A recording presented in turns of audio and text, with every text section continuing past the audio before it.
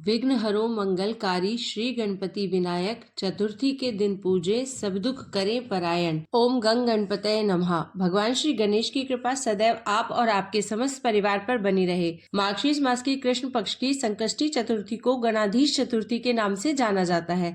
इस दिन भगवान गणेश की विधि विधान से पूजा की जाती है और भगवान गणेश की कृपा की प्राप्ति के लिए व्रत धारण किया जाता है। संकष्टी चतुर्थी के दिन भगवान गणेश की पूजा आराधना करने से किसी भी प्रकार की परेशानी हो, आपको उससे मुक्ति मिल जाती है। इस व्रत को विधि विधान से करने से आपके जीवन में खुशियां आती है, जीवन में सफलता भी मिलती है और बाधाओं से भी मुक्ति मिलती है और कई प्रकार की परेशानियां, चुनौतियां जो भी हमारे जीवन में आ रही होती है, उससे भी आपको मुक्ति मिल जाती है। इस व्रत को धारण करने से भगवान गणपति प्रसन्न होते हैं और अच्छे स्वास्थ्य की प्राप्ति होती है, सद्बुद्धि की प्राप्ति होती है, सुख समृद्धि, संतान, सौभाग्य, हर प्रकार का आशीर्वाद भगवान गणेश की कृपा से प्राप्त हो जाता है।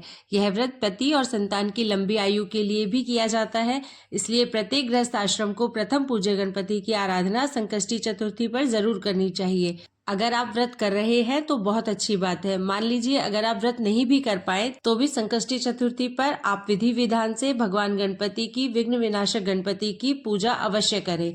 आज की वीडियो में आप जानेंगे कि मार्गशीर्ष मास की संकष्टी चतुर्थी कब है, चतुर्थी तिथि की प्रारंभ कब हो रहा है, कब समाप्त हो रही है, व्रत हमें कब धारण करना है और व्रत खोलने का शुभ मुहूर्त क्या है। जैसा कि आप सभी जानते हैं कि संकष्टी चतुर्थी के व्रत में चंद्रमा की पूजा करना अत्यंत आवश्यक है।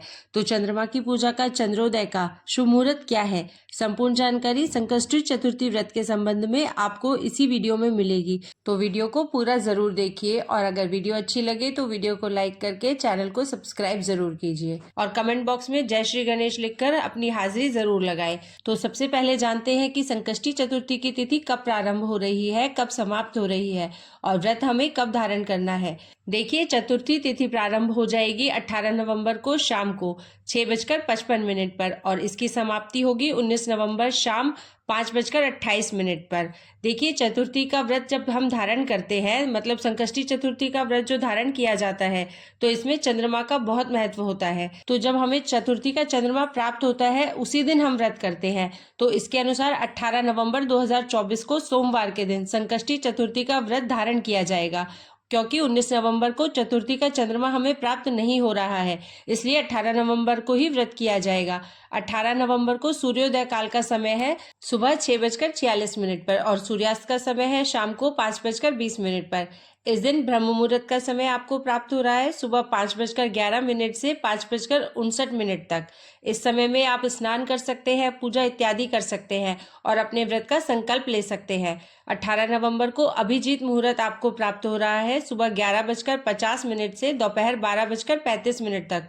अभिजीत मुहूर्त में आप कोई भी शुभ कार्य कर सकते हैं, पूजा पाठ कर सकते हैं, दान धर्म कर सकते हैं, कोई भी नया कार्य आप प्रारंभ कर सकते हैं। और 18 नवंबर को राहु काल का समय आपको प्राप्त हो रहा है सुबह 8:06 से 9:26 तक। राहु काल में कोई भी शुभ कार्य प्रारंभ नहीं करना चाहिए, ठीक है, लेकिन अगर आप पहले से कोई शुभ कार्य कर रहे हैं तो बिल्कुल इस समय में भी कर सकते हैं। अब बात करते हैं भगवान गणेश जी की पूजा के शुभ मुहूर्त के बारे में। तो देखिए, हमें गणेश जी की पूजा का शुभ मुहूर्त प्राप्त हो रहा है 9:26 से सुबह 10:46 तक। भगवान गणपति की पूजा का विशेष मुहूर्त है और शाम को प्रदोष काल में 5:26 से शाम 7:06 तक पूजा का शुभ मुहूर्त है।